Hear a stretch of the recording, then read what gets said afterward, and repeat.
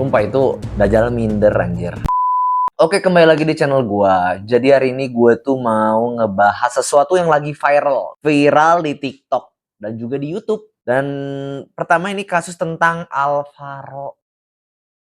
Alvaro itu kasus tentang anak yang hilang lagi viral. Gue udah coba ngikutin dari video-video di TikTok, dari video-video di YouTube, gue tontonin orang-orang dan gue coba simpulkan, gue bikin video singkat. Biar kalian ngerti gampangnya aja. Tapi sebelum itu turut berduka cita dulu Alvaro. Kenapa turut berduka cita? Karena Alvaro ini anak umur 6 tahun yang ternyata sudah meninggal. Oke, langsung aja kita bahas ke ceritanya. Jadi kemarin tuh sempet viral kasus tentang anak namanya Bilkis. Yang dia diculik, terus dijual. Dan akhirnya ketemu tuh anak. Viral itu dan ketemu. Karena kasus itu, jadi kasus sebelumnya tuh didempet. Kasus apa bang sebelumnya? Kasus Alvaro. Alvaro ini adalah anak yang hilang. Hilang dari 6 Maret 2025. Deket-deket puasa. Lu bayangin aja hilangnya dari Maret. Sorry, rada emosional. Jadi awalnya tuh ibu Alvaro namanya Arumi. Punya suami. Nah, tapi mereka udah cerai. Suaminya kalau nggak salah ditangkap karena kasus narkotika. Udah dipenjara suaminya. Jadi dia itu single mother ngurusin Alvaro. Dan akhirnya si ibunya ini namanya Arumi menikah lagi dengan pria bernama Alex Iskandar. Alex Iskandar, bapak tiri. Jadi kasusnya pada tanggal 6 Maret 2025 deket-deket puasa. Ini lokasi di Bogor. Anaknya tuh mau izin ke kakek neneknya. Izin mau main sama teman-temannya sekalian ke masjid. Ya biasalah anak-anak. Dan udah sering kayak gitu, sebenarnya tuh udah sering kayak gitu. Tapi anehnya ditungguin sampai malam kok nggak balik-balik gitu. Kok nggak balik-balik nih anak tuh kemana? Kok nggak balik-balik? Sampai akhirnya udah mulai curiga nih. Udah mulai curiga, ya baru coba dicari, dilaporkan. Tanya-tanya kemanapun, dicari kemanapun nggak ketemu. Ada beberapa juga oknum yang sampai datengin.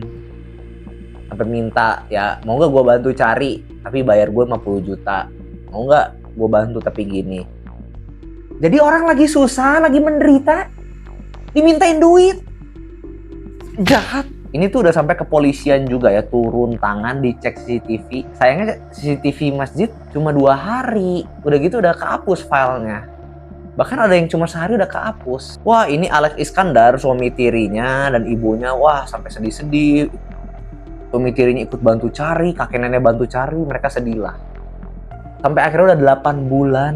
Ternyata ketahuan siapa pelakunya. Tebak. Ayah tirinya. Ternyata si Alex Iskandar ngebantuin ikut cari, ngebantuin apapun, ternyata dia pelakunya, bos. Udah mencari tahu, cari barang bukti, mungkin sidik jari kali ya, gue juga nggak paham. Dan akhirnya ketahuan Alex Iskandar suami tirinya pelakunya. Akhirnya suami bilang kronologisnya gimana. Intinya Alex Iskandar itu menculik nih anak di masjid. Diculik, dibekep tuh anak supaya nggak teriak. Tahu-taunya kehabisan nafas. Udah kehabisan nafas ya dia panik. Dia buang itu tuh. Dia buang ke kali.